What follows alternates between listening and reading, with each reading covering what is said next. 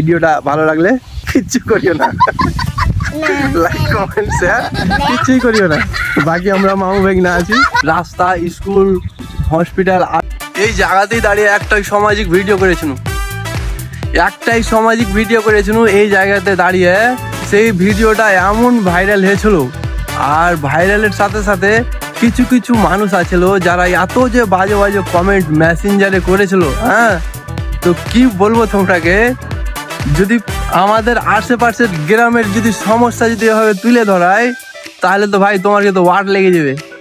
একটাই ভিডিও দেখাতে যদি এরকম মানে মিসাইলের মতন যদি আঘাত করে তোমরাকে, তাহলে তো যেগুলো সমস্যা গ্রামের ভিতরে আছে, রাস্তা, স্কুল, হসপিটাল, আবি ঝাবি ইত্যাদি যতগুলো আছে, সেগুলো যদি দেখাই তোমরাকে, তাহলে তো তোমাকে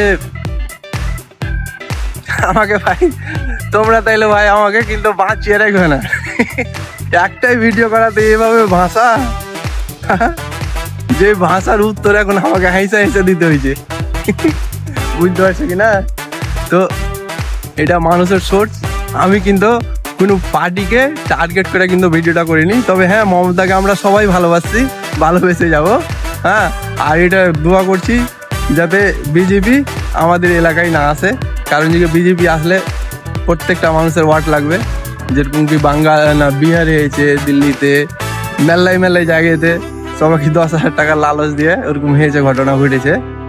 তো যা হোক, টিএমসির কোনো নেতা আমাকে গাল দিয়েছিল কিংবা বাজে কমেন্ট করেছিল, তো যদি ইচ্ছা করি তো সেই মানে অডিওগুলো এখন আমি এই ভিডিওটাতে শোনাতে পারি, তো শোনাবো না। আর যদি তোমরা পাবলিক যদি শুনতে চাও, তাহলে বলো কমেন্ট করে, নেক্সট ভিডিও আমি এখানেই দাঁড়িয়ে করব, আর ওই মানে অডিও যেগুলো আছে সেগুলো তোমাকে শোনাবো।